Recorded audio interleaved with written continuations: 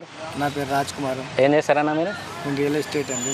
Real estate అంటే ఇంకా సేవా సంఘం జాయింట్ సెక్రటరీ.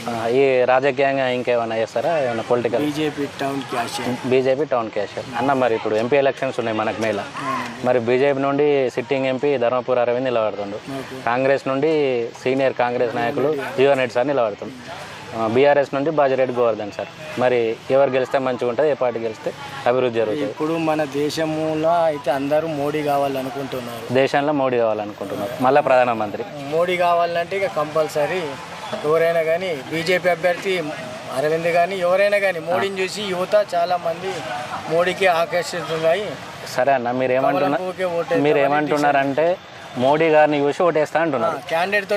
అంటే ఈ అభ్యర్థి ఇప్పుడు 5 సంవత్సరాలు రూల్ చేసిండు, మరి ఏమైనా అభివృద్ధి చేసిండు? అది మనం ఇచ్చిన వాగ్దానాలు చేసిండు. పసుపు బోర్డు అన్నాడు కదా, అవుతుంది. ఇప్పుడు అది పసుపు బోర్డు తెస్తా అన్న రాలే కన్నా. పసుపు జీవో వచ్చింది కదా, ఇప్పుడు ఎలక్షన్ కోడ్ తోటి ఆగిపోయింది. అది ఇక్కడ అన్నది అవుతుంది. వాస్తవంగా అరవింద్ అన్న గెలిచినాక వారం 10 రోజులకే పసుపు బోర్డు తెస్తా అన్నాడు.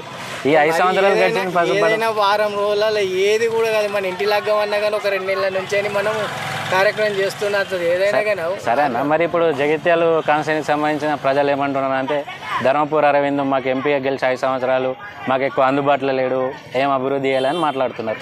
మరి మీరేమంటారు? ఏది చేస్తారండి, అదేం లేదు. ఇప్పుడు చెయ్యండి ఎందుకు, బాగానే చేసిర్రు కదా. పబ్లిక్ చెప్తున్నారన్న. మేము అంటే ఇక ఎవరు వాళ్ళ వ్యక్తిగతంగా వాళ్ళు ఉంటారు. కాదన్న, మీరు మోడీ గారిని చూసి ఓటేస్తారంటే ఇప్పుడు రేపు జగిత్యాల ఇక్కడ మీరు ఎవరైనా కానీ యూత్ వ్యాపారస్తులు అంతా ఎక్కువ మోడీకే చూస్తారు. ఇక్కడ అరవింద్ అనే క్యాండిడేట్ ని చూస్తారు. మీరు కరెక్టే అన్న. ఇప్పుడు మోడీ గారిని చూసి ఓటేస్తే మోడీ గారు గెలుస్తారంటున్నారు మీరు. ఇప్పుడు ఇక్కడ జగిత్యాల ప్రజలకు కానీ నిజామాబాద్ ప్రజలకు కానీ కష్టం వస్తే మోడీ గారు వస్తారా ఇక్కడికి?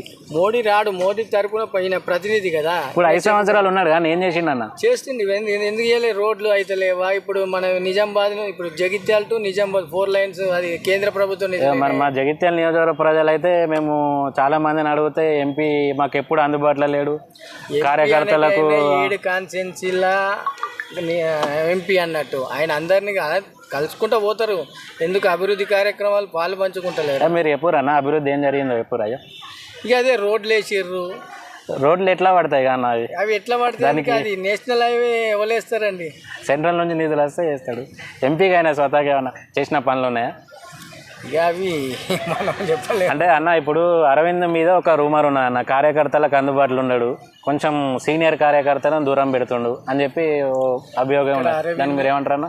అది మీరు అనేది కరెక్టే. ఇక్కడ మాత్రము మోడీ భారతీయ జనతా పార్టీ కేంద్ర ప్రభుత్వంలో ఉండాలని సరే అన్న, చాలా మంది యువకులు డిసైడ్ అయి ఉన్నారు. సరే అన్న, మీరు ఏమంటున్నారంటే మోడీ గారు గెలిస్తే భారతదేశం మంచిగా ఉంటుంది.